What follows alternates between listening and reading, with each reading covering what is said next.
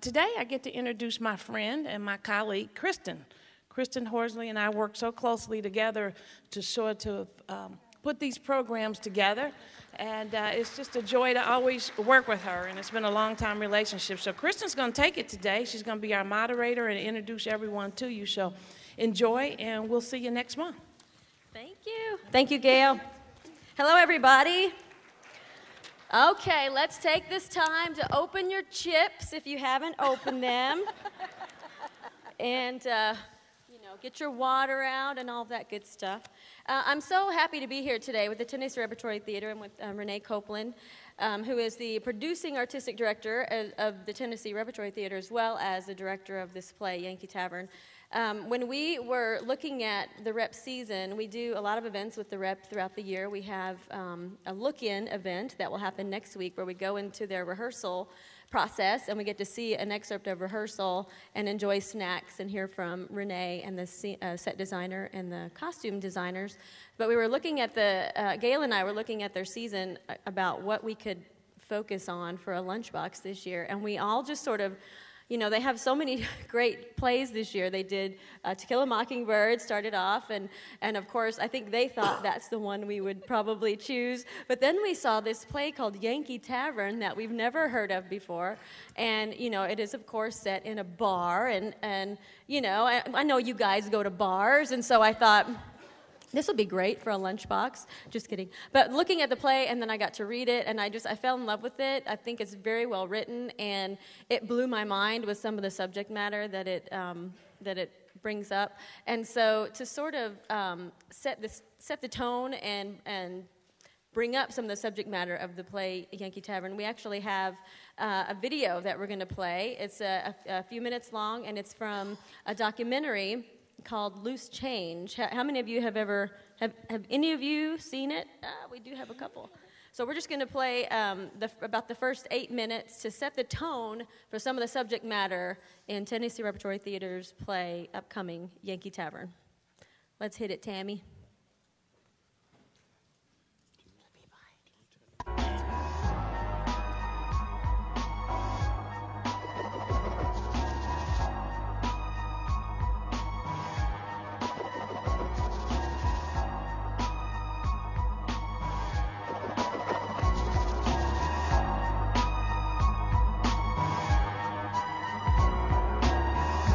March 13th, 1962. Lyman Lemnitzer, chairman of the Joint Chiefs of Staff, presents a proposal to Secretary of Defense Robert McNamara, named Operation Northwoods. The document proposed staging terrorist attacks in and around Guantanamo Bay to provide a pretext for military intervention in Cuba.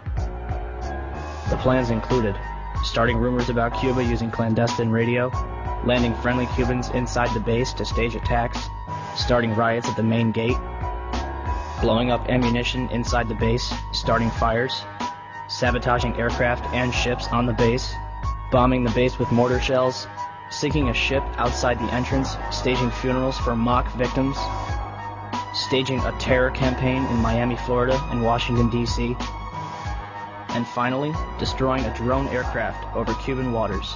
The passengers, federal agents in reality, would allegedly be college students on vacation. A plane at Eglin Air Force Base would be painted and numbered as a duplicate of a registered civil aircraft belonging to a CIA front in Miami. The duplicate would be substituted for the real plane and loaded with the passengers. The real plane would be converted into a drone. The two planes would rendezvous south of Florida. The passenger-laden plane would land at Eglin Air Force Base to evacuate its passengers and return to its original status. The drone would pick up the scheduled flight plan and, over Cuban waters, transmit a Mayday signal before being blown up by remote control. The plan is rejected by McNamara, and President John F. Kennedy personally removes Lemnitzer as chairman of the Joint Chiefs of Staff. December 1st, 1984. A remote-controlled Boeing 720 takes off from Edwards Air Force Base and is crash-landed by NASA for fuel research. Before its destruction, the plane flew a total of 16 hours and 22 minutes, including 10 takeoffs, 69 approaches, and 13 landings. August 1997. The cover of FEMA's Emergency Response to Terrorism depicts the World Trade Center in crosshairs. February 28, 1998. The Global Hawk, Raytheon's unmanned aircraft vehicle completes its first flight over Edwards Air Force Base in California at an altitude of 32,000 feet, cruising altitude for a commercial jetliner. 1999. NORAD begins conducting exercises in which hijacked airliners are flown into the World Trade Center and the Pentagon. June 2000. The Department of Justice releases the terrorism manual with the World Trade Center in crosshairs.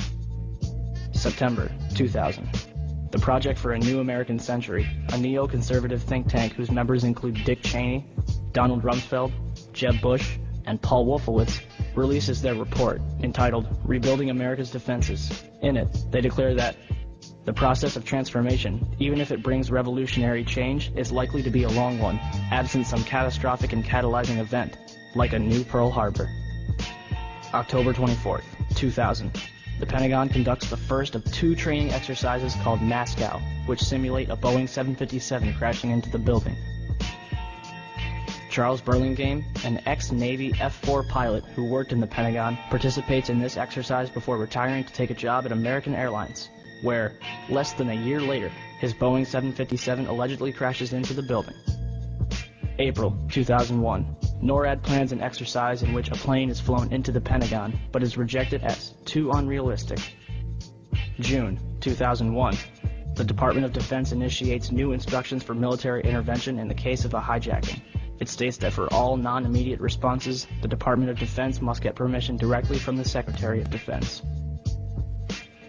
Attorney General John Ashcroft begins flying on chartered jets for the remainder of his term due to a threat assessment by the FBI. July 4th, 2001. Osama bin Laden, wanted by the United States since 1998, receives medical attention at the American hospital in Dubai, where he is visited by a local chief of the CIA. July 24th, 2001. Larry A. Silverstein, who already owned World Trade Center 7, signs a $3.2 billion 99-year lease on the entire World Trade Center complex 6 weeks before 9/11. Included in the lease is a $3.5 billion insurance policy, specifically covering acts of terrorism. September 6, 2001, 3,150 put options are placed on United Airlines stock. A put option is a bet that a stock will fall. That day, put options were more than 4 times its daily average. Bomb-sniffing dogs are pulled from the World Trade Center, and security guards end 2 weeks of 12-hour shifts. September 7th, 2001, 27,294 put options are placed on Boeing stock, more than 5 times the daily average.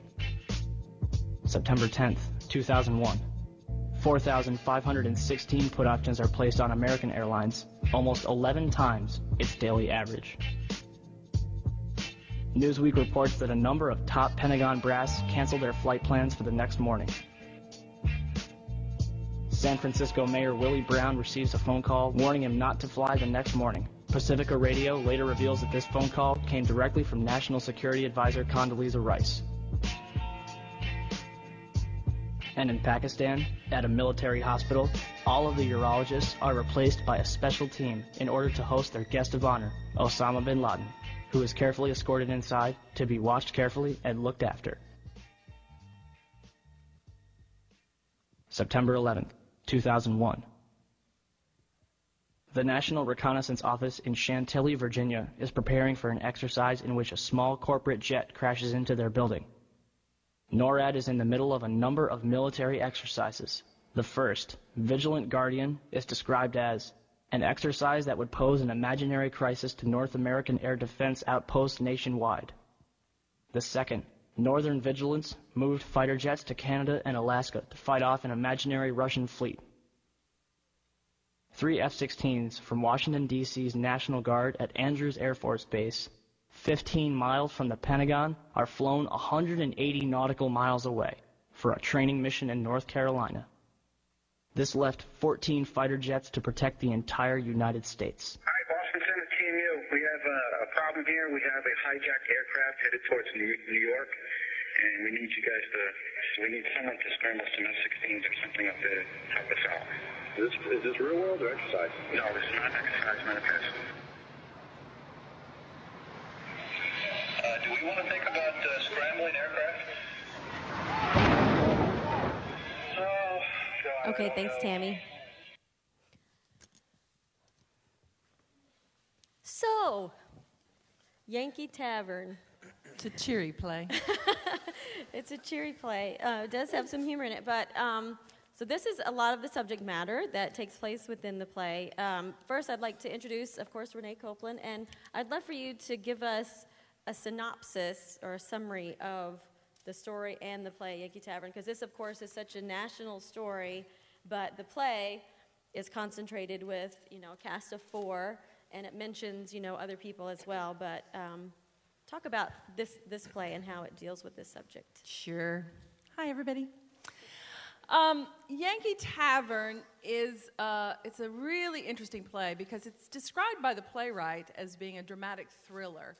So one of the things that the play explores is how people respond to things rather than proposing the way things are, if you know what I mean. So it is a play that centers on conspiracy theories as a tool to figure out how are people responding to conspiracy theories, if you know what I mean. So basically, Tennessee Rep actually did a play a couple years back that was called Recent Tragic Events that was actually set at the time of the event. This play is set 5 years down that timeline. It's 2006. The play is set in the Yankee Tavern. That was a clever title then for that play, wasn't it? Set in the Yankee Tavern. And we basically are introduced to 4 characters. 2 of them, Adam and Janet, are young folk. Adam is the son of the owner of Yankee Tavern who is deceased. But Adam is the owner now since his father died. He is a graduate student. He's working on his graduate degree in international studies. He's engaged to a lovely young woman named Janet. And we end up getting to know something about their relationship along the way with the other plots that run. Another character in the play, the third one that I'll tell you about, his name is Ray. He was Adam's father's best friend. And gosh, I don't know if I want to tell you too much about Ray before you see the scenes. Ray is an eccentric, to say the least, and Ray is one of those people who have become obsessed with conspiracy theories. I don't know if you had much interest in sort of looking into that. You may be aware that there are conspiracy theories about just about any historical event you want to name. And now that we have a thing called the internet, it is incredibly easy for crazies and just curious people to get together and discuss the most amazing ideas or concepts to help explain a particular moment. You name it. Everything from JFK's assassination. The Knights Templar had conspiracy theories, right? But moving forward with the internet, it's really made an interesting social consciousness on the web about these things that tends to be kind of extreme. And if you are working on a play in which conspiracy theories figure in prominently, you will probably go to the internet and realize that if you try to read everything about conspiracy theories that are there, you will never leave your computer again for the rest of your life. That being said, it's a fascinating journey, if you have a minute, to just go and look and see. I mean, everything from the government planned everything, to the government was just not paying attention and allowed things to happen, to the face of Satan appears in the smoke coming off the towers. I mean, it's really a fascinating journey into what people's needs are and how their imagination steps up to the plate.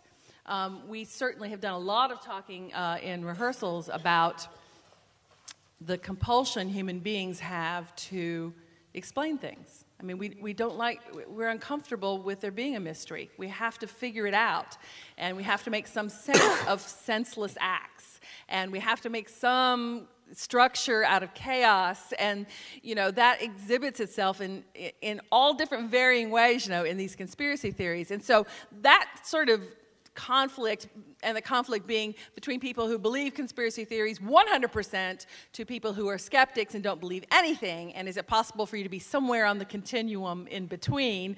That's sort of played out in the relationship between Adam and Ray, who is essentially like a Dutch uncle. I mean, he was his dad's best friend, and they are very close, but they have this basic conflict that the play explores. The fourth character is one of mystery. His name is Palmer.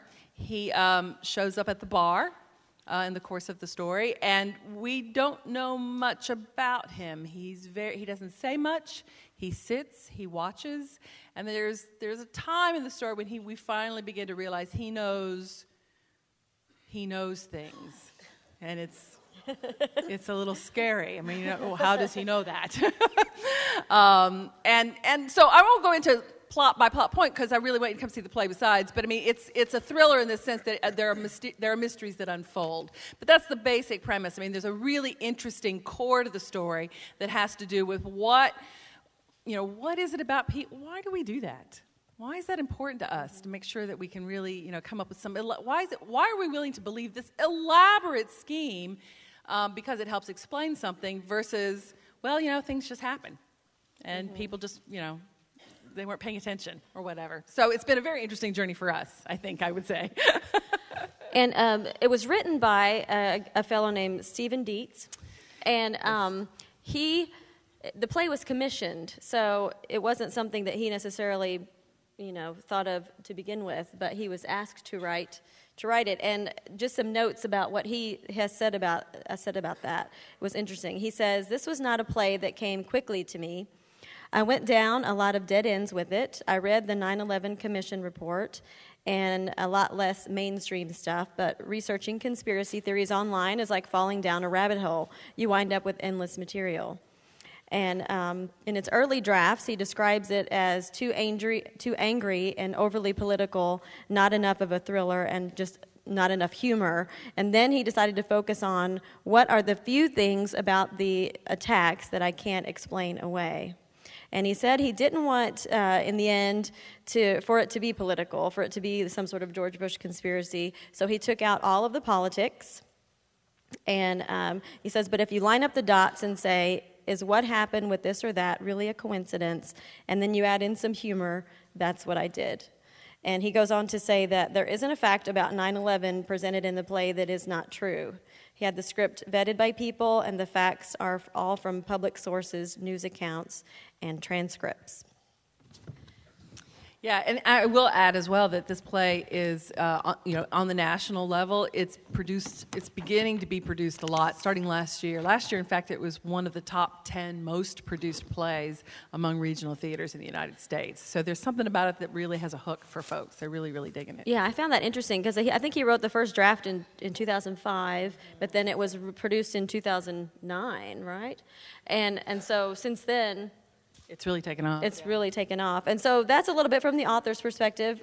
Let's get into a scene from Yankee Tavern. All right. Well, we're going to present first for you a scene that's from very close to the beginning of the play. I thought I'd share one with you that kind of gives you a sense of who the characters are and sort of lay the groundwork for some of the mysteries that actually pop up later. At the beginning of the play, Adam and Janet are in the bar. Adam's just opening it up for the day. Janet has taken off work to be with him because they're going to address their wedding invitations. You know how guys love that. So the opening scene is basically about that. She's got wedding invitations to address, and there's a bit of a debate about how big the event is, and she wants a big wedding versus whatever. So that's what they've been arguing about eventually, just before this place where we start. We're kind of at the end of that. The other thing that I just want to make sure that you know is that Ray, among his eccentricities, he is one of those guys who calls into radio talk shows all the time. You know that guy, right? So in order to make that easier, he actually wears a really old cell phone in a pouch around his neck, and he has a headphone, and he wears it all the time. So we didn't bring that prop, so you just have to imagine he's ready to talk on the phone at any minute.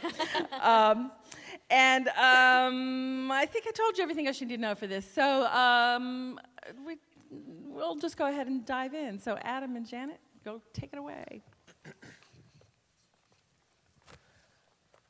Can it be just us? Just us. And Ray, you wouldn't get married without Ray. Ray believes marriage is a global conspiracy, engineered by the same people who brought us barcodes and daylight savings time. How do those two things have anything to do with each other? You'll have to ask the expert. Hello, young lovebirds. I got my save the date card, and the date is saved. Okay, good. Hey, Ray. And just to be clear, I do not believe marriage is a conspiracy. Weddings are a conspiracy. A brutal and pervasive strategy to empty the pockets of guilt-ridden parents and tie up all the good hotels in the month of June. And who might be behind this conspiracy, Ray? You mean to say who resides in its shadow? Okay, sure. I have done some thinking about this, and yes, of course I'm still on hold. Waiting to bring a little common sense to your radio show whenever this current caller can be sent back to the village that's missing its idiot. You see, Janet, the American wedding industry is secretly financed by an offshore consortium of big box bridal shops. Lovely. And in concert with the Novelty Lingerie Lobby and the FTD Florists, these shops use their nefarious influence to force young women into retail retaliation against their unsuspecting parents. Well, you're gonna love our wedding then. Nice and simple. But I can still wear my suit, right? Since when do you own a suit? Buddy of mine in Bethesda is an undertaker. With a little notice and a closed coffin, he thinks he can score me a real nice suit for your wedding. Either way, we just want you to... A2, Janet. Starbucks? The pagan green goddess with the pointed crown, A2? Has she captured you too? It's just coffee, Ray. No, honey, that right there is Colt in a cup. Note the crown itself, 7 points in all, one for each continent that she has conquered. This is a new one. Note the snake-like hair. She wears nothing more. The pagan purveyor of liquid arousal. She is Eve and she is the serpent. And though you may travel the whole of the earth, you shall never escape her garden. Don't give in, Janet. Be strong. Cheers. So, I want to know every last thing about the wedding. Will there be an ice sculpture? Some little mermaid with punch flowing over her titties? Jesus. We'll see.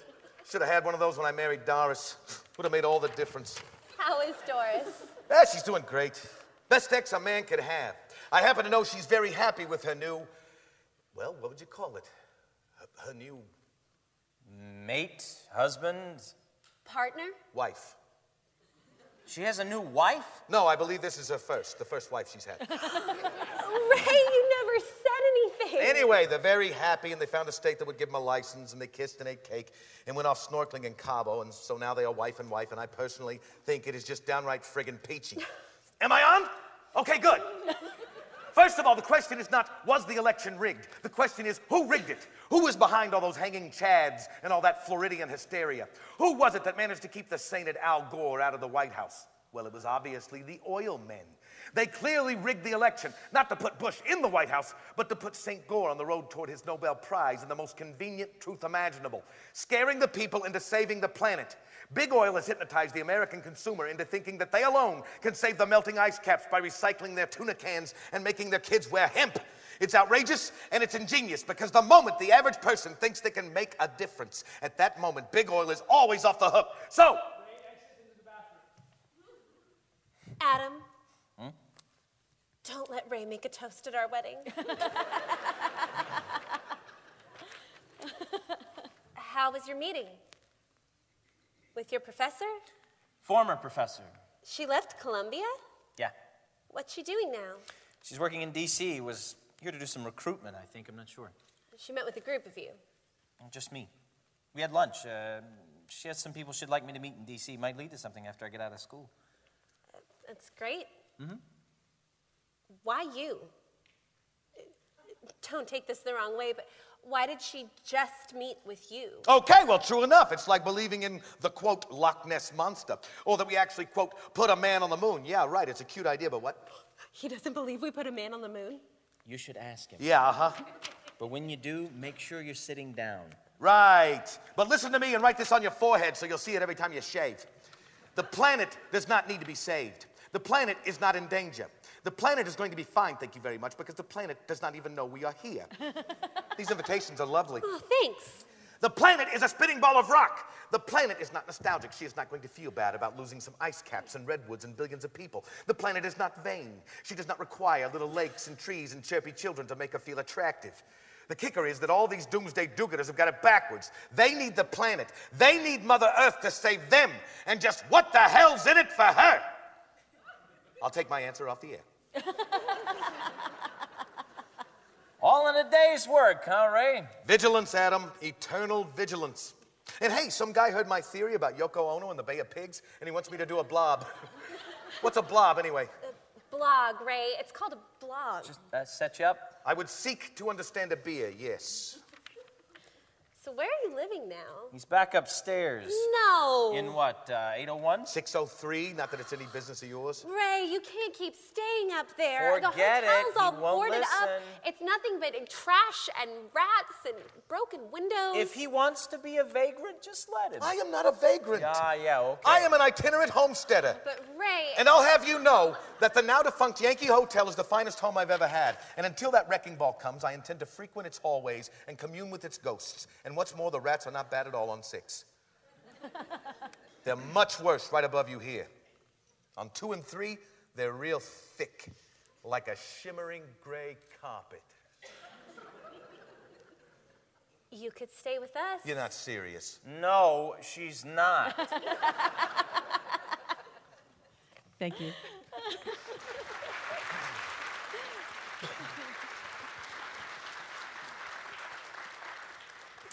Okay, so, well, this is a good time, I guess, to introduce the cast by name. Why don't you introduce yourselves and say your character name, and then I'm going to start with a question with you. Henry Haggard, Ray. Corey Lamel, Janet. Patrick Waller, Adam. I don't know who I'm Maurice Ralston. I'm Palmer. Okay, so Henry, first of all, with you, your character is described as a man who obsessively breathes, drinks, walks, and talks evil conspiracies, many of them absurd sounding. How did you get this part? Is this typecasting? And what kind of research did you do for this? How did you get the part to begin with? Well, I started going down the rabbit hole that Mr. Dietz talks about. There is a conspiracy for everything. You can find it all on the internet. Anything. Nothing's too silly. People have dedicated pages and focused on very minute details of what their theories are. 9/11 as well. Reading about that. We spent the first day of rehearsal, as a matter of fact, watching. Is that one just called 9/11? I believe it's just titled 9/11. Where they were making a documentary at a firehouse following a fireman's, going through their training and all that stuff, and they just happened to be really close by. In fact, one of the shots we saw in this video was from that documentary, and so we spent the first part of the morning just watching that to remind us all of that, and because it walks you through almost in real time. Through the things from the inside, though, not the vision that you can see from the outside. And so that's been sort of my meme for this show, is that when you get really close to something and you're so into it, it's harder for you to stand back and see the big picture, and it's really easy to fool yourself. And I think that's what Ray does, is that he's so focused on the minutia and so many of the questions that are unanswerable, or even if they're answerable, they're not answered. That you couldn't convince him otherwise. He has many conspiracy theories that have nothing to do with 9/11, too. Of course, the JFK assassination, but also, too, his theory of the moon is one of my favorites. I won't blow it, though. That's something you should see at the show. So, for the rest of you, as actors, first of all, did you know about this play before you were cast and got into it, and what kind of research did you do for your part? I did not know about it ahead of time. I went and I read the script when I knew that I was called back for it, and I learned really quickly that I'm real susceptible, because I read through it and I went, oh my God, this is all real. And so what I needed to do was kind of go through and look at the flip side of it, which was, what are the arguments on the other side saying, no, these people are insane, please don't listen to them. And also, kind of her relationship with Ray is, I think, a little bit different than anybody else's, in that there's a certain compassion and that she really does listen to him. And so I was really interested, too, in kind of the psychology of these people that really do, believe these things and how they come to believe them. So I looked into that a lot. What is it that makes people need to explain these things away? And that was an interesting path to go down, and definitely, I think, helped me figure out why she has, kind of a special place in her heart for him as well. I should point out, we just started rehearsals this week. Yes. So we are deep into these kinds of conversations right now, that sort of groundwork, figuring out where the people are coming from. Didn't help. Yeah, try. Patrick, what about you? I read the script about, several months ago, even before the auditions or anything. And I literally, I was at home and I thought, well, I'm just gonna sit down and read like a few, maybe half the first act or something, because I really didn't have a whole lot of time. And I got into it and I could not put it down. And then I got to the end and walked around my house for 30 minutes not being able to complete a sentence.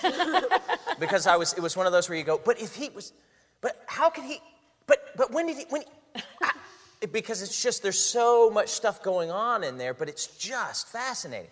And I had to read it again immediately. And there's just, like Renee was saying, we're deep into those discussions of all that it deals with, and it's really, it just, that stuff, it just washes over you, and after a while, you're just like, wow. Wow, what? And it's kind of hard to wrap your mind around, but it's just absolutely fascinating. And like Kevin was saying, going down the rabbit hole with all the conspiracies and things is fascinating. Mm-hmm. And addicting. Yeah. It is a little. Yeah. Maurice, did you have the same kind of experience? My read of the play was also, it's very entertaining and very intense. And I play Palmer in the play, and this guy knows things that maybe he shouldn't know.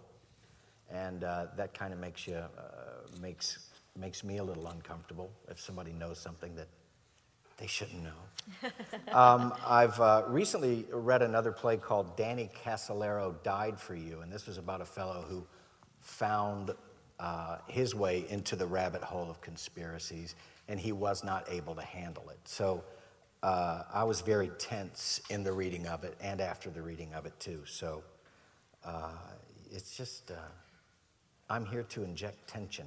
How am I doing? Well, the setting of the bar is it's in a tavern, and the setting of the play is in an old bar.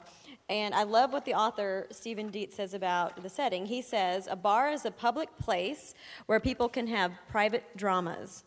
There's an illusion of hospitality, but it's also a setting where people can air their dirty laundry in public. So as a writer, you can maximize their secrets, their sensitivities. And though a bar is a place of entertainment, the mood can turn very dark, very fast, and in fascinating ways.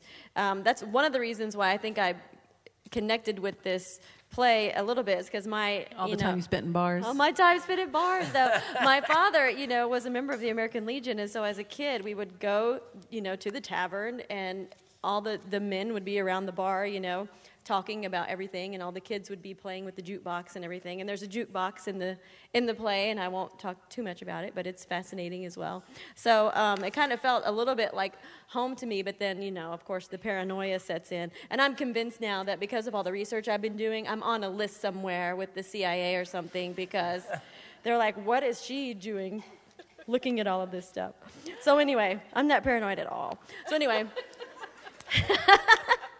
So, the set is a tavern. So tell us, what's the set going to look like? It's down in Johnson Theater, the play is. Right. And so it's in our Black Box Theater. And what's Gary Hoff, your set designer, going to do?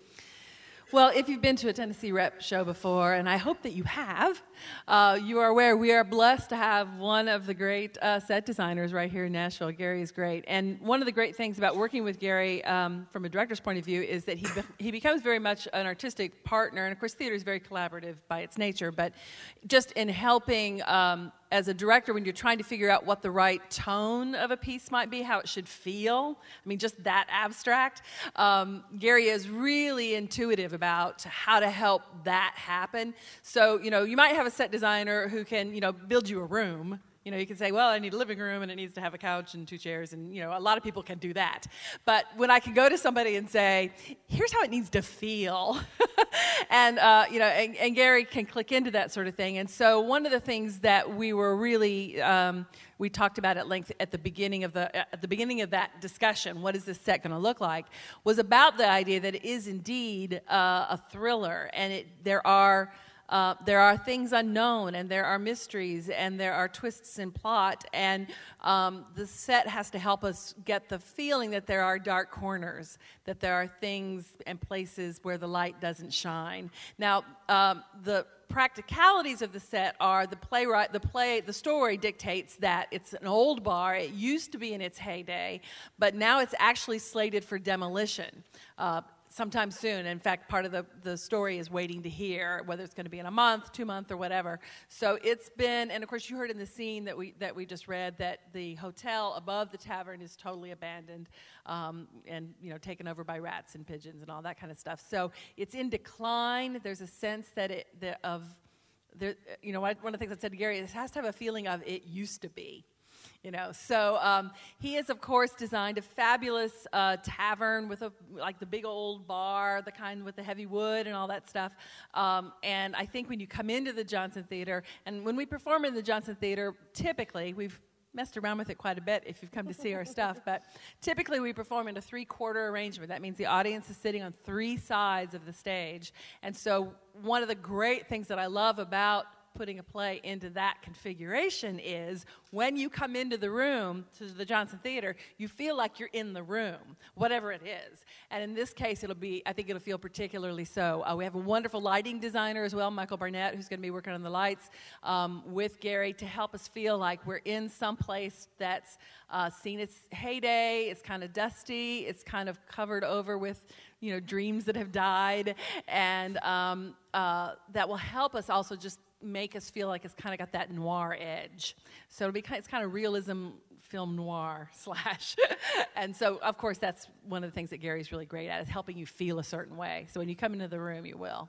And I love that idea, because this play, you saw how funny it is, and it deals with such, I think good writing does this, so it deals with very serious and tragic and sad subject matter, not just with the tragedy of 9/11, but Adam's character, his father has died, and there's questions about that, and so there's kind of a sense that it deals with, and of course Ray thinks he's spending time with ghosts upstairs, so there's all kinds of interesting and serious subject matter, but it's also funny. But the writer, he wrote it as a thriller, and this is the first play where I've seen a writer talk so specifically about that kind of feeling.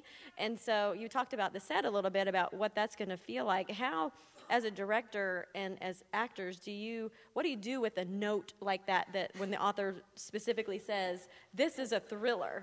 So there you have it. So how do you make it feel like a thriller? I don't know. No. Well, you have 2 really good advantages. One is it's a really good script, so he's not asking you to do something that's not inherent in the way he's written it, too. So if you're faithful to the script and you really just try to make that text be what it's supposed to be, chances are it's going to feel like a thriller. I would say one of the things I said to the actors, and like I said, we just started rehearsals, is that setting that thriller tone really isn't their job yet. Their job is to make the characters as truthful as possible, according to what's in the text. Make it feel completely real. That's their job. Mm-hmm. And if they can bring that truth to the table, then we can start shaping it, as the process works, as the rehearsal process proceeds, into what does that mean about things like pace. When I say that, like how fast is it? When you're doing something that's really natural and really realistic, there's kind of a natural pace to that. But if there's a mystery to it, there's a little more urgency. There's an underlying current that keeps things moving in a certain way. And so that's part of a layer that kind of goes into it eventually.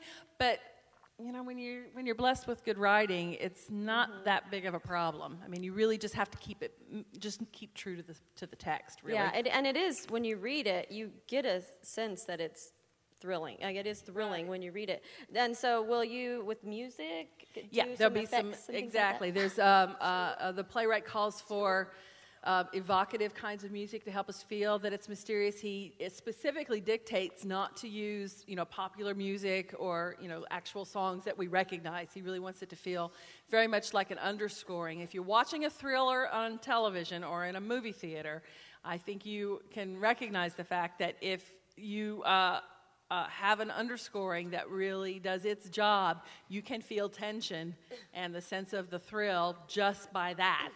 I mean, I've often said my life would be so much easier if I could just hear the movie score. I would know whether I'm supposed to be afraid right now or not. And we have the wonderful Paul Carroll Binkley, who I work with regularly to help create wonderful sound designs, and he's a composer and all that stuff. So Paul's working on an undercurrent of music that will also help us feel that sense. Excellent. Well, let's, I think you have another scene for us. We do. We have another scene. Let's, before our time runs out. All right.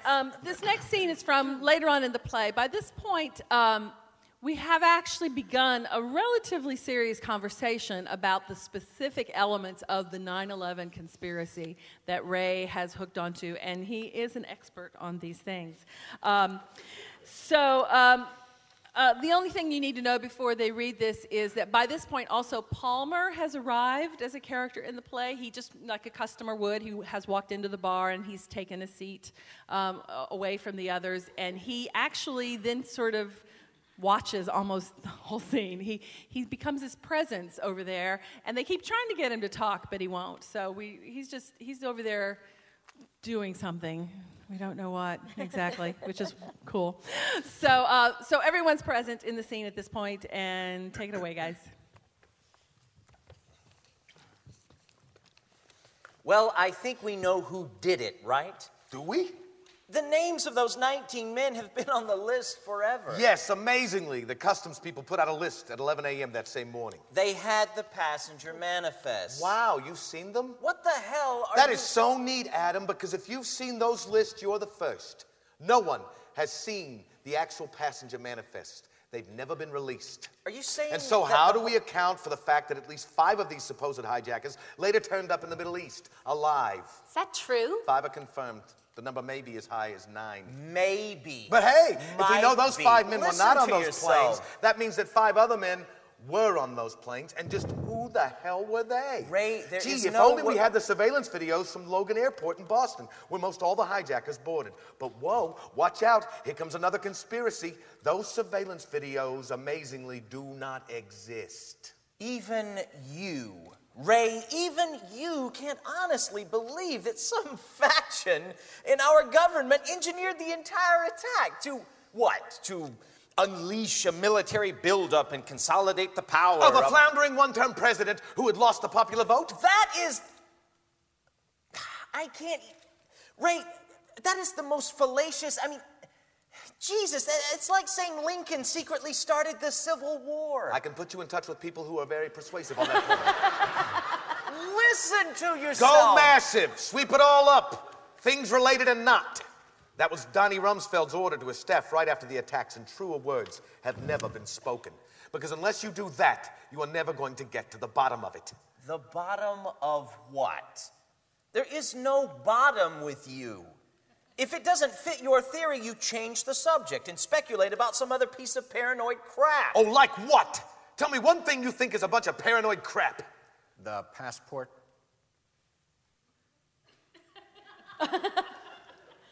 The passport they found. Yes, there you go. What about the passport? What passport? What passport? What? Are you people marsupials? Do you live inside a little protective pouch? The passport of one of the terrorists, one of the hijackers of American Flight 11, Saddam al-Sugami. This man's passport is found a few blocks away from the Trade Center site. And please keep this in mind. There were only 4 pieces of aircraft that successfully passed through the towers and came out the other side. And only one of those 4 pieces is from American Airline Flight 11. And that is a charred fragment of the plane's landing gear, which is found about 3 blocks south of the towers. And found nearby, there on the ground, is a passport without a scratch on it, without a single corner singed by fire. This apparently is the amazing magic passport, able to fly through the heart of a burning skyscraper and land safely on the other side, unscathed by the inferno, impervious to ruin. How am I doing, fella? Good by me.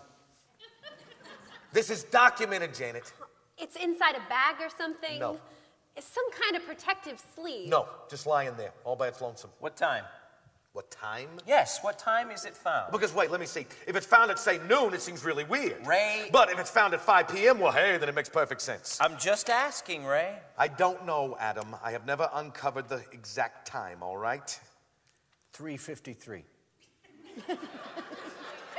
What? 3:53 p.m. Where'd you get that? No, come on, you want to play ball?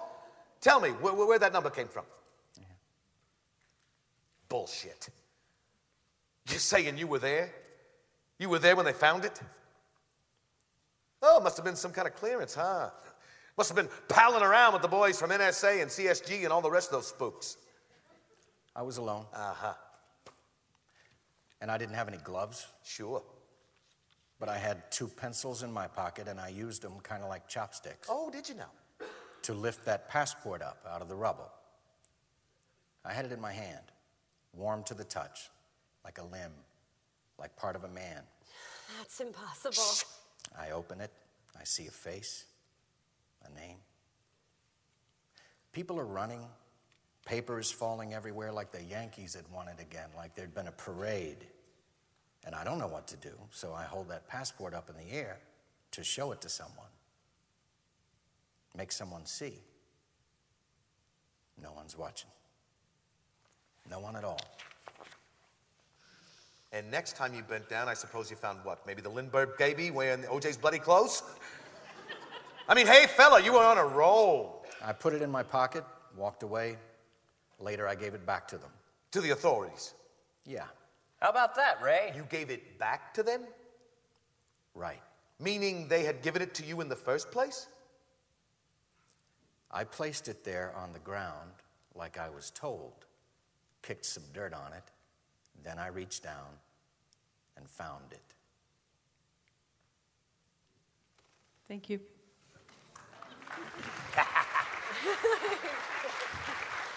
Who is that guy? Don't you want to know what happens? Well, guess what? You're going to get the chance because Yankee Tavern is playing here in Johnson Theater, here at TPAC in Johnson Theater, February 5th through the 19th. So tickets are on sale now, but one lucky person here today is going to win a couple as well as a signed poster. And you must be present to win. So is C.C. Allen here? There you go. Excellent. Congratulations.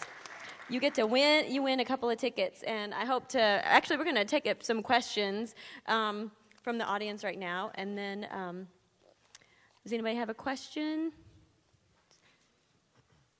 Stand up and say it real loud if you do. Go ahead. The video at the beginning, where was that from? The video, oh, go ahead. The video at the beginning, where was that from? There's a documentary that's sort of the grandfather of videos that you'll see online. It's called Loose Change. It's about an hour and a half long in it's entirety, and it traces, as you saw, it starts from way back into the 60s, and it traces through the whole day and all the things, and it's chock full. If you can watch, if you really want to see what conspiracy theorists are latching onto, that's the one source, one-stop shopping for that one, is in Loose Change. And it's actually, it came out relatively soon after the event. I'm not sure when the first version of it came out, but there's been a second edition since then. The filmmaker has been adding information as he's gathered it as well. Any other questions? Go ahead. We can kind of assume Ray's walking a fine line here. But Palmer, is he legit? You'll have to come and find out. Yeah, Ray, you're right, but I like your comment about Ray's walking a fine line, because we've struggled with things like, you know, he has such a wide spectrum of the things that he believes in, but, you know, a certain percentage of what he says, you have to kind of go, I'm not sure if I can dispute that, you know. So if you're gonna, what is that line? Do you can you believe parts of it and not all of it? You know, I'm kind of like, I think they pulled Building 7, but I don't know if I can believe the rest. So it's one of those interesting lines to tread, and I'm sure Mr. Haggard here is having great fun figuring it out. Any more questions? Well, let's thank. I'm sorry. Go ahead up there.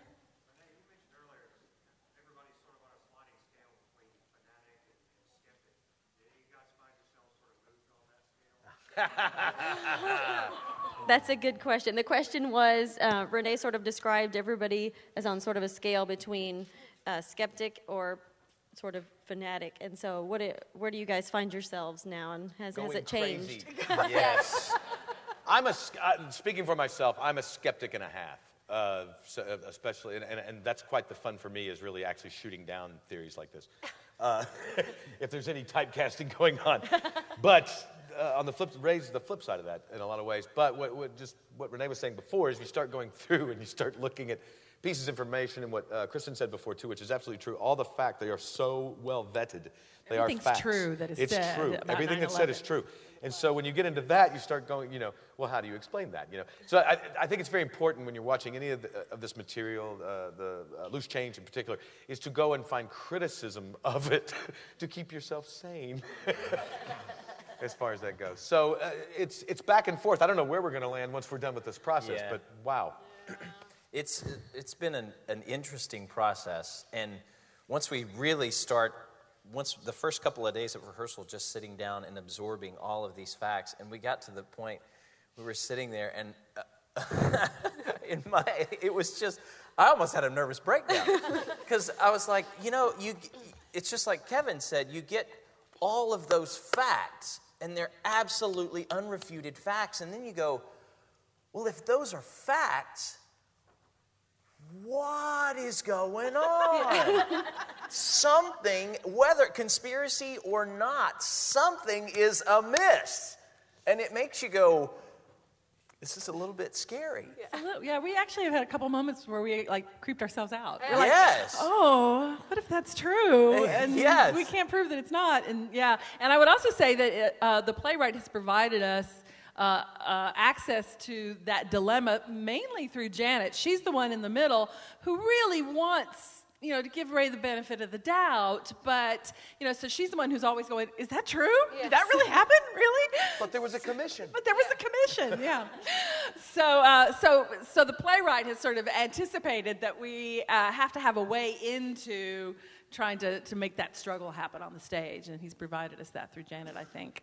I have a sort of a ritual whenever I'm doing shows that, whatever we've worked on that day before bed, I kind of go back, I read it, I digest, I remember what we've done, and then I go to sleep. And I can't do that with this show because I go back and I read what we've done, and then I look at the clock 6 hours later, and I'm going, but if that's true, and then you get to the point where you're questioning the question that you just had 10 minutes ago, and it's endless, and it had started keeping me up. So now I read it before dinner, and then I read something else before bed. and Stephen Dietz was very clear about what he really wants to prompt with the play is discussion. I mean, he's not proposing answers. He really wants he wants to tickle your brain and make you start asking yourself the kinds of questions that are actually helpful. I mean, it's a healthy society that questions things, right? But on the other hand, how much is too much? So it's a really, really interesting process for us, and I think that as audience members, I'm hoping that after you see the play, you'll have that same kind of obsession with trying to talk through some of these things and figure out what you think about it, which would be, I hope you'll come if you're interested in a follow-up conversation to that. We do talkbacks every Friday night after performances, so you should come to a Friday night and stick around, and we'll talk about it further after you've seen the play. Go ahead, question? Who commissioned the play? I don't have the answer to that. Say it. New Jersey. Somebody in New Jersey. Yeah, the state of New Jersey. Some guy in New Jersey wanted to know something about the play. Steve, will you write this No, I think play? it's a theater company in New Jersey, right? Yeah. Ray probably knows. Right. Or Palmer knows, but he's not telling. Anybody else want to have a question? Go ahead. Oh, I was just going to ask, when the play opens, will a clip of the film be shown before, so the film will not be part of it? And you really don't need it for the play because Ray gives you so much information. Everything you want to know and more. Yes. He gives you so much. And just the first scene that you saw, that was just, one little scene. So you can imagine, what else he might have to say. No. Yeah, but I would say this. I have to, because we are, I tend to be a skeptic as well, but there is an interesting one of the reasons I spent a lot of time on our first day of rehearsal looking at actual documentaries, not conspiracy theory documentaries, but looking at information about that day is to refresh our memories. It's been, how long now? It's been 10 years. To remember what that psychic scar was like, because then it helps you put yourself in the place of people who were having to figure out what all that means. That was a fun day. day. That was a fun day. So, but it's really, I mean, I'm not trying to defend, people who are obsessed with conspiracies, but I am saying there is a legitimate wound that happened that day that has required a lot of processing for a lot of people, and it's not really a criticism to say, well, there's going to be this way to process it as well. Mm-hmm. Go ahead.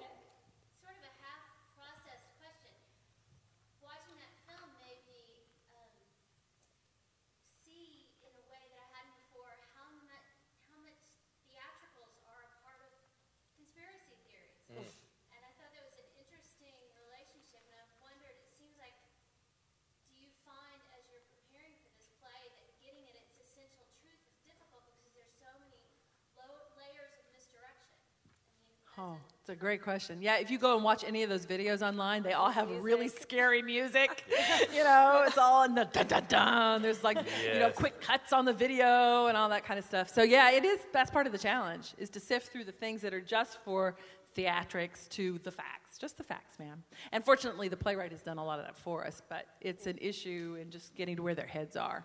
Mm-hmm. Yeah?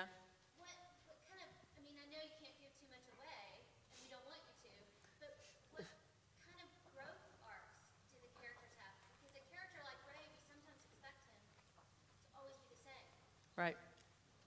Some surprising things that they learned along the way, or is it maybe just... Yeah, I can't say much about that without giving away stuff, because it is a mystery thriller kind of thing. but I will say that because it's a thriller by genre, that the growth is sort of plot driven, if you know what I mean, as opposed to a realistic psychological contemporary drama where we're going to battle off of each other's psyche to dig up our mothers and discuss it, as John Patrick Shanley said last night. So it's sort of what happens in the plot that you have to figure out, what does that mean to that person? When that happens, does that mean that person believes this or believes that? So it's sort of a plot-driven genre. Any other questions? All right, well, let's thank Renee and the cast for being with us today. And I hope you all get a chance to see the play. Really, it's gonna be great. So thank you so much for coming, and be safe out there today. Hopefully it's not snowing just yet. You got an hour. Yeah.